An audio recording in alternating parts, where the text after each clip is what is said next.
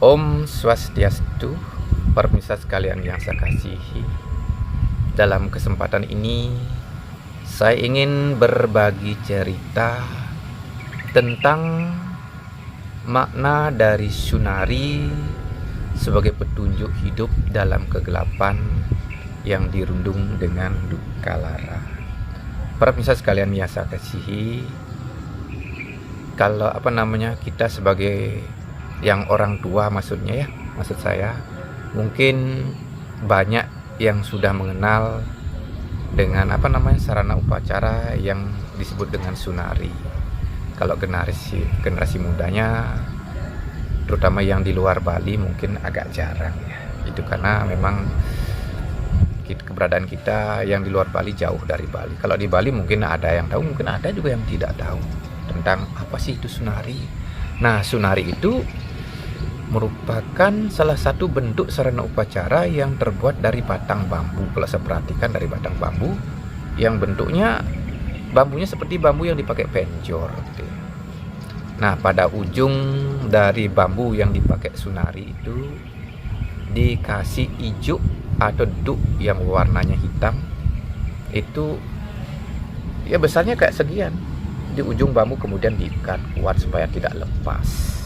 Nah, di bagian bawah dari ijuk yang diikat di ujung bambu itu kemudian ada kain yang diikatkan pada bambu itu seperti bendera ya. Nah, ketika didirikan nanti angin bertiup, maka kain itu akan terlihat seperti bendera yang berkibar ya.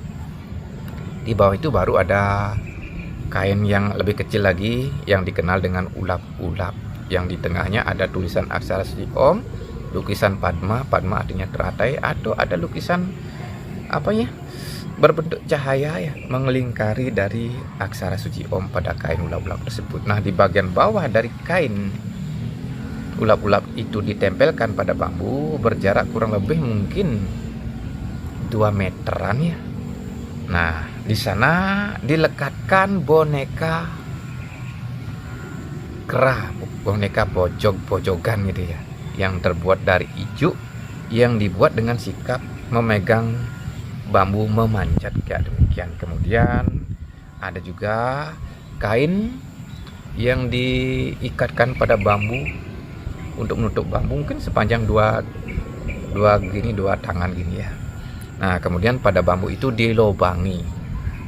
Lubangnya ada yang bulat sebesar uang seribuan ya, uang logam seribuan zaman sekarang itu kan ada uang segitu ya. Nah, segitu saya lihat besarnya. Kemudian lubangnya ada juga yang lurus memanjang mungkin sepanjang sekian. Ada juga yang lubang memanjang ujungnya meruncing gitu ya pada bambu. Dan terakhir lubangnya seperti bulan sabit gitu, cekung kayak demikian. Dan satu hal lagi, pada bambu itu yang dipakai Sunari ditulisi aksara suci Om. Jadi selain pada ulap-ulap juga di bambu itu ada tulisan aksara suci Om. Saya perhatikan itu kemarin di Sunari yang dibuat oleh saya punya saudara di Karangasem di Merajan Kawitan, itu jumlahnya lebih dari 1. Nah, satu hal yang paling penting yang disebut dengan Sunari adalah adanya lubang itu ya. Lubang pada bambu ketika didirikan itu bambu yang dipakai Sunari, lalu ketiup angin, nah daripadanya nanti mengeluarkan suara. Nah, para pemirsa sekalian yang saya kasihi, di balik bentuk Sunari yang sedemikian rupa itu saya menemukan petunjuk bagi umat yang ada dalam kegelapan, yang tanda-tandanya itu dirundung duka lara, kesakitan satu keluarga, banyak masalah, sering ada pertengkaran di rumah tangga. Nah, sekiranya ini Sunari petunjuknya untuk membebaskan diri dari kondisi kegelapan tersebut. Nah, Sunari ini sebagai petunjuk, saya temukan Sunari merupakan doa yang singkat ya. Doa singkat. Karena merupakan doa singkat, setelah kata Sunari saya panjangkan baru doa ya. Doa dari Sunari itu bisa diketahui lebih jelas atau lebih terang. Nah, kata Sunari saya panjangkan menjadi Sunarin je dewek di tiange. artinya sinarilah diri kami. Nah, doa semacam ini adalah doa yang mestinya dipanjatkan kepada Tuhan ketika kita berada dalam kondisi kegelapan. Kalau dilengkapi nanti doa sunari yang singkat ini menjadi duh yang widi sunarin je dewek ditiangi. Misalnya di sebuah keluarga yang sering kesakitan, banyak masalah, bertengkar, ribut di rumah tangga, sering diganggu kekuatan gelap, setan, bedokalo dan lain sebagainya, mestinya doa semacam ini dipanjatkan kepada Tuhan agar Tuhan hadir menyinari dan mengusir kegelapan yang dialami oleh kita. Kebetulan ya kalau kita dalam kegelapan. Nah, saudara sekalian, selanjutnya perihal hidup dalam kegelapan itu ditunjukkan oleh makna duk ya, hijau atau duk. Duk kan warnanya hitam, hijau warnanya hitam. Duk itu menunjukkan duka lara. Nah, ketika kita kegelapan, pikiran kita gelap, kalut, itu mengakibatkan kita hidup penuh dengan duka lara, penuh dengan kesedihan, kesengsaraan yang dilambangkan oleh pikiran gelap itu dilambangkan oleh ini, ujung dari sunari ada duknya. Nah, ketika pikiran kita gelap, supaya kegelapannya disingkirkan, kita harus memanjatkan doa pujian kepada Tuhan, memohon sinar suci Tuhan. Nah, itulah gambaran dari pikiran dalam keadaan duka lara ya. Nah, kemudian perihal kenapa hidup kita bisa duka lara, kenapa bisa kegelapan. Nah, ini ditunjukkan oleh duk atau ijuk, asalnya dari pohon jake ya. Kalau dalam bahasa Bali pohon jake, bahasa Indonesia pohon aren, dan juga pohon disebut dengan enau. Nah, sebab hidup kita, pikiran kita gelap itu dikarenakan oleh atau ditunjukkan oleh kepanjangan kata enau. Enau itu enak-enak diutamakan. Jadi selama hidup kita, selama sehat, kita hanya berpikir enak-enak aja yang diutamakan. Pokok makan enak, kerja enak, pokoknya asal kerja. Enak kerja, enak makan, enak tidur, enak minum, enak main-main, enak main perempuan gitu. Nah, itu semua mengakibatkan pikiran jadi gelap. Kalau gelapnya sudah teramat sangat, maka hidup kita akan dirundung dengan duka lara. Kemudian aren punya kepanjangan asal keren. Nah, ini hidup kita, penyebab pikiran gelap itu karena selama hidup kita hanya berpikir asal keren, bagaimana caranya biar kita tampil secara di depan umum atau di depan orang banyak agar kelihatan keren, tidak mau kalah dalam segi penampilan gitu. Nah, ujung-ujungnya kita mengabaikan ajaran agama, tidak pernah sembahyang. Kan suatu sehat kan kita demikian, tidak pernah sembahyang, maunya enak-enak terus. Kemudian dalam bahasa Bali jake punya kepanjangan jahat kenahe, artinya pikiran kita jahat, kita punya pikiran jahat diturut saja, misalnya jahili orang, menjahati orang, kita turut. Nah, itu menghasilkan karma buruk, yaitu pikiran jadi gelap. Kalau sudah gelapnya teramat pekat, itulah ujung-ujungnya kedukaan, sudah kedukaan, duk itu cara duk peteng dedet hidup. Nah, kemudian nama lain dari duk kan ijuk. Ijuk tuh ingin sesuatu, juk membujuk, penuh dengan bujuk rayu. Nah, itu kalau kita masih sehat, dalam kendali kekuatan gelap, kita menginginkan barangnya orang lain, kita penuh dengan bujuk rayu. Wih, ken caranya adalah nak lempang bakat. Maksudnya orang tidak mau memberi kita, tapi karena kita penuh dengan bujuk rayu, akhirnya orang itu mau memberikan sesuatu pada diri kita. Nah, itu sikap kita dalam kondisi mental gelap tetapi fisik masih sehat, belum terlalu gelap pikirannya. Kemudian daun dari ijuk dalam bahasa Bali kan disebut dengan ambu dan ron. Ambu ron itu punya kepanjangan ambeke gede cara beburon. Nah, gitu. Udah gitu susah. Kalau sudah demikian ambek gede cara buron, sudah mengabaikan ajaran agama, tidak peduli ajaran agama. Kemudian tua kan. Tua itu tubano awak, jadi minum sampai mabuk-mabukan itu tindakan yang meracuni pikiran dan akal budi, yang mengakibatkan pikiran jadi gelap. Ujung-ujungnya inilah yang membuat hidup dalam kegelapan, kesakitan, kesusahan. Itu salah satu penyebab. Baru dulu blok sirap lalak duduk di jalanan kan demikian, gatal, galak, brutal kan begitu. Nah, itu penyebab dari kedukaan ya, kegelapan dan kedukaan. Nah, karena itu supaya hidup kita terbebas dari duka lara, sebaiknya kita harus memanjatkan doa pujian kepada Tuhan.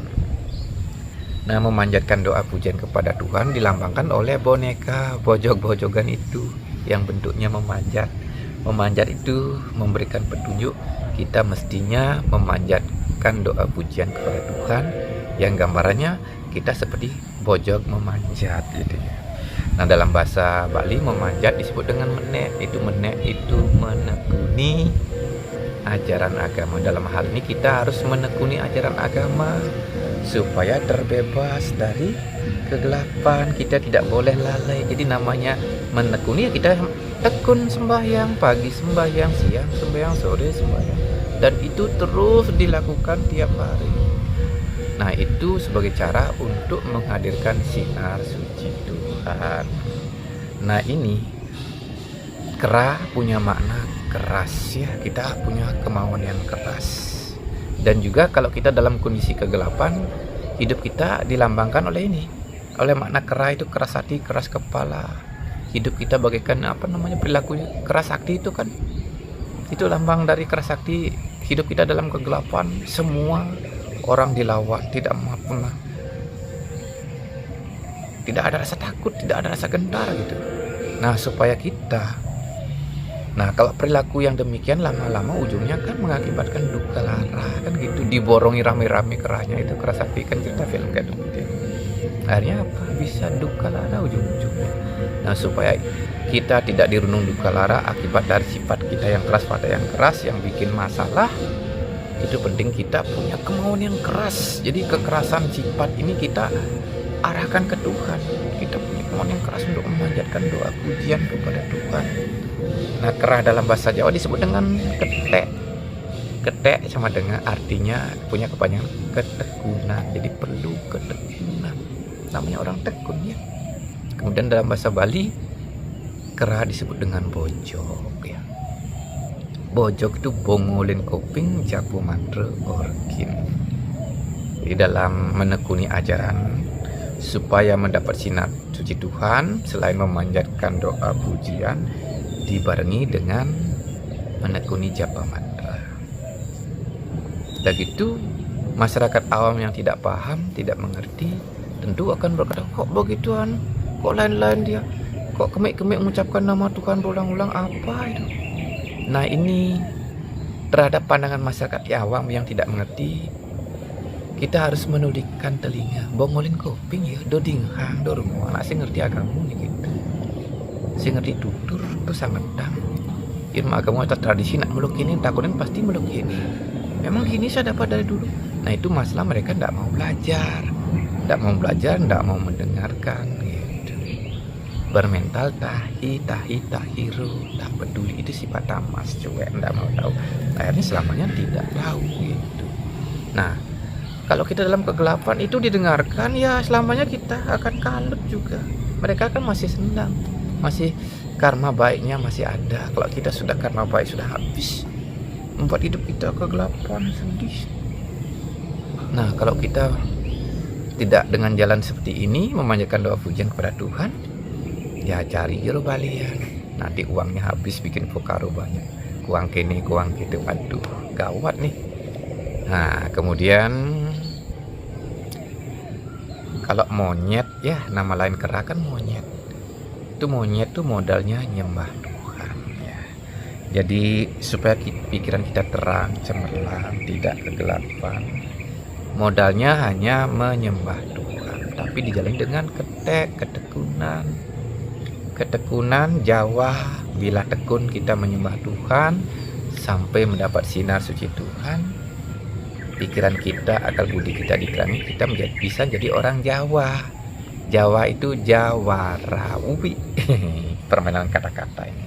Nah, selanjutnya bambu yang didirikan itu kan tegak berdiri itu menunjukkan iman kita, keyakinan kita sudah tegak berdiri kalau kita dalam keseharian tekun memuja Tuhan pagi, siang, sore dalam keseharian. Itu namanya iman kita sudah tegak. Selanjutnya bambu ya, juga itu intinya adalah simbol pikiran kita ingat Tuhan. Jadi tegak berdiri, pikiran kita ingat Tuhan. Kata bambu sendiri memiliki pesan bangkit membaca buku suci. Jadi kita bangkit dalam kegelapan ini, kita mestinya bangkit sembahyang, bangkit memuja Tuhan, dibarengi dengan membaca buku-buku suci seperti bambu berbuku-buku kan gitu.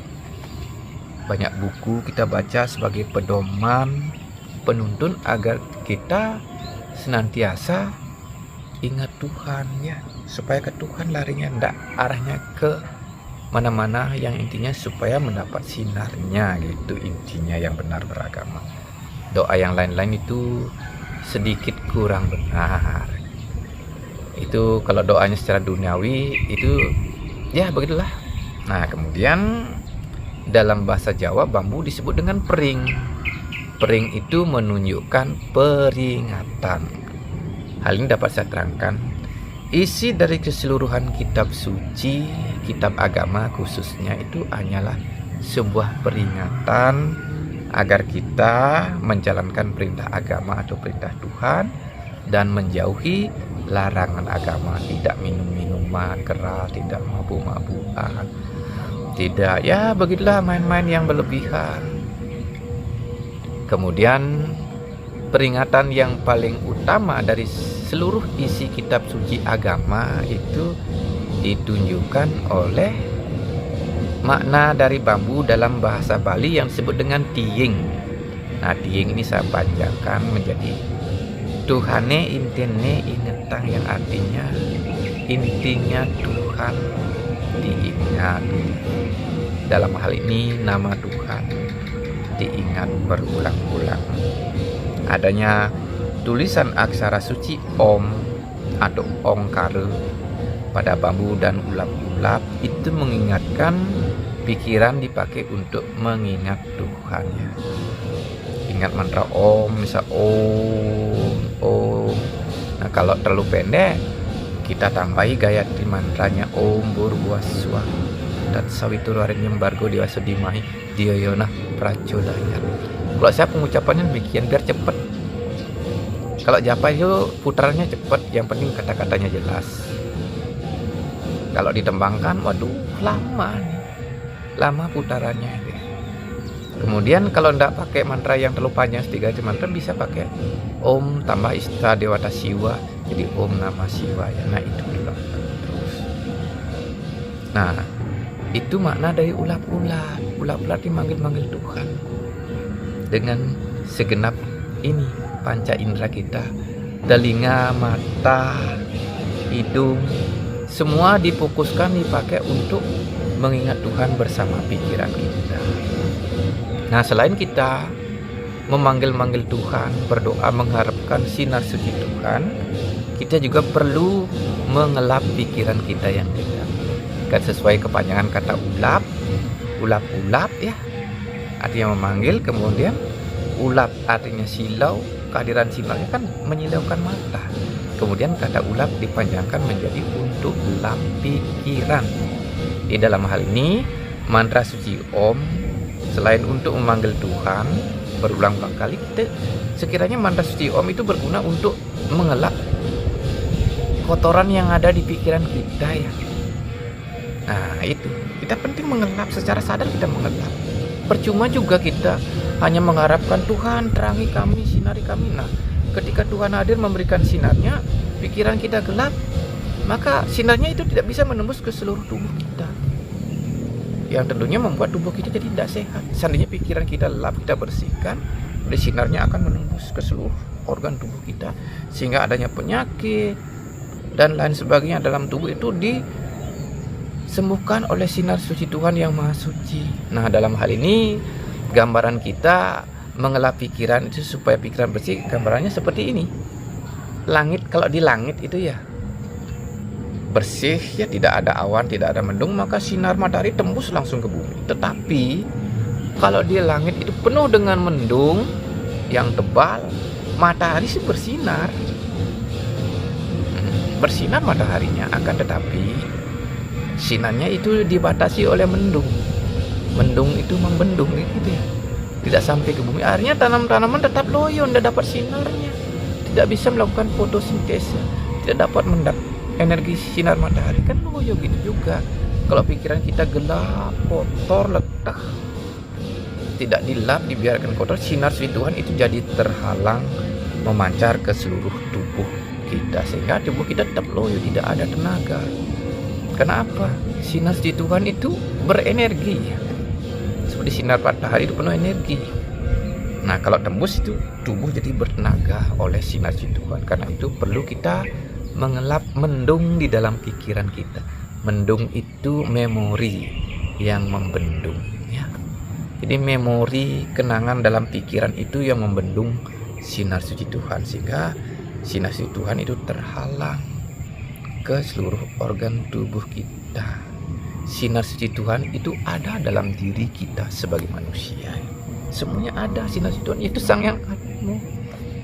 Jadi kita sesungguhnya memanjatkan doa pujian kepada Tuhan, kemudian mengucapkan nama Tuhan ulang-ulang, tiada lain gunanya supaya kita mendapat sinar suci Tuhan. Dan sinar suci Tuhan itu memancar dari dalam diri kita kalau pikiran kita lagi bersih. Karena itu penting sekali kita berjapa mantra untuk ngelap pikiran. Orang awam kan tidak tahu untuk apa aku nama japu, kok mantra diulang untuk apa. Nah, tujuannya untuk ngelap pikiran saja. Nah, supaya sinar suci Tuhan tembus memasuki tubuh, seluruh organ tubuh kita, yang membuat tubuh kita menjadi sehat lagi, lebih kuat. Nah, ketika hidup kita kuat, berenergi, dapat sinar suci Tuhan, maka kehidupan kita itu kembali bagaikan bendera berkibar yang dilambangkan oleh kain pada ulap-ulap itu.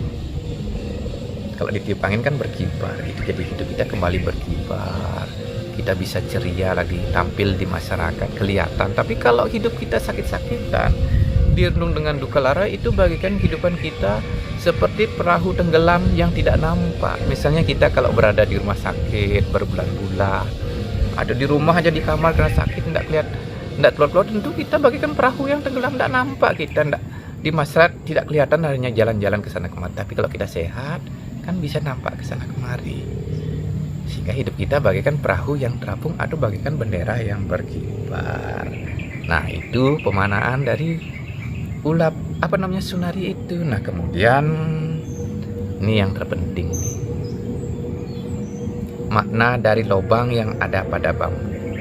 Nah, ini punya makna lubang ditembus, tembus itu kosong. Nah, supaya kita bisa tembus, punya pikiran kita tembus ke tempat kediaman Tuhan yang di alam Suniologo, alam suwung.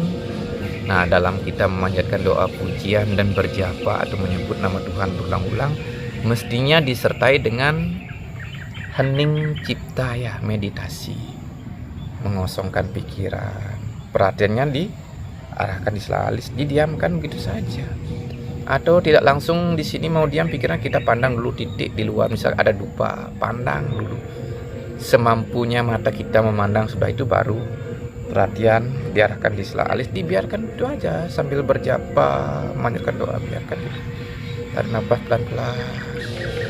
Nah, dengan cara itu pikiran jadi diam, perlahan pikiran jadi hening, hening, kosong.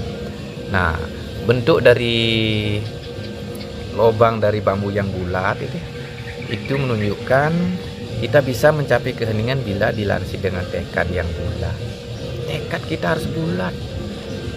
Namanya sudah bulat, kita tidak peduli orang lain bilang gini-gini, tidak peduli, kita tekad. Kemudian lubang lurus itu punya makna pikirannya fokus lurus ya, lurus kepada Tuhan aja, bukan kepada yang lain-lain, baru bisa tembus nanti. Kemudian ada lubang lancip, itu pikiran kita harus fokus pada satu titik. Ini makna dari mengarahkan perhatian pada sebuah titik.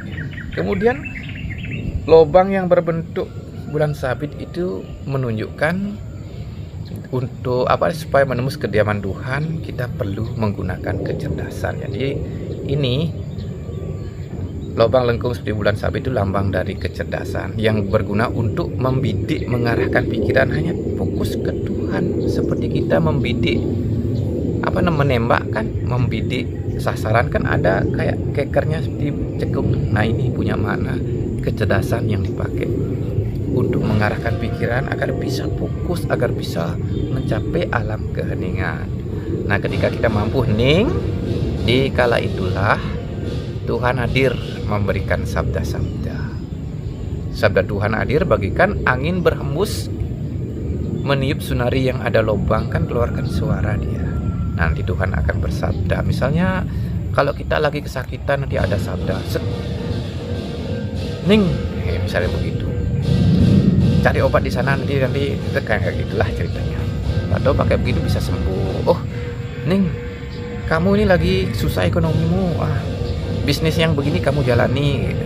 Jangan ngambil yang lain. Akhirnya kita tekuni sabda itu, maka mungkin usaha kita bisa berhasil. Kan kayak gitu. Demikian. Kalau demikian juga orang yang bersekolah supaya ingin lolos, oh kamu nanti mendaftar di sana, kayak gitu.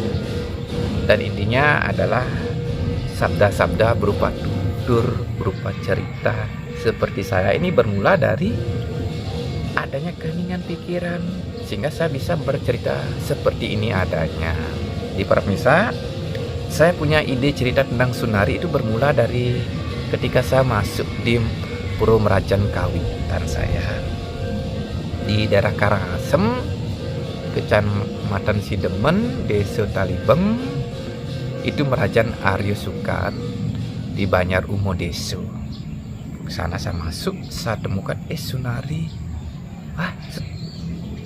Sunarin. Nah, langsung saya olah-olah sedemikian rupa, saya maknai, dan akhirnya saya bisa berbagi cerita seperti ini ke hadapan para pemirsa sekalian.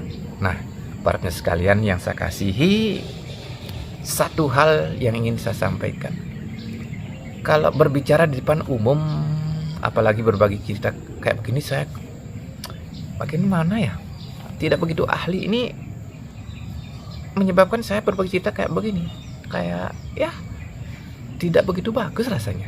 Ini pun kalau pas moodnya bagus, pikirannya enak, bagus ceritanya. Kalau enggak ya sudah. Maka dari itu menemukannya itu gampang. Tutur ini, kalau selama ini banyak tutur saya temukan, tapi untuk berbagi inilah yang paling susah. Pokoknya bagaimana ya, tidak begitu ahli kalau saya berbicara di depan umum.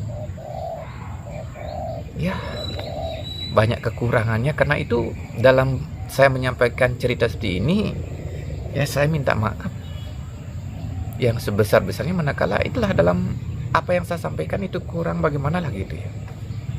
Karena seperti patah juga ya, memang tak ada gading yang tak rata kan gitu ya. Setiap manusia tidak luput dari kekurangan-kekurangan. Begitulah saya juga tidak luput dari kekurangan-kekurangan. Karena itu saya mohon maaf ya yang sebesar-besarnya manakala apa yang saya sampaikan kurang begitu berkenan. Dan saya akhiri dengan ucapan para Mas Sandi, Om Santi Santi Santi Om.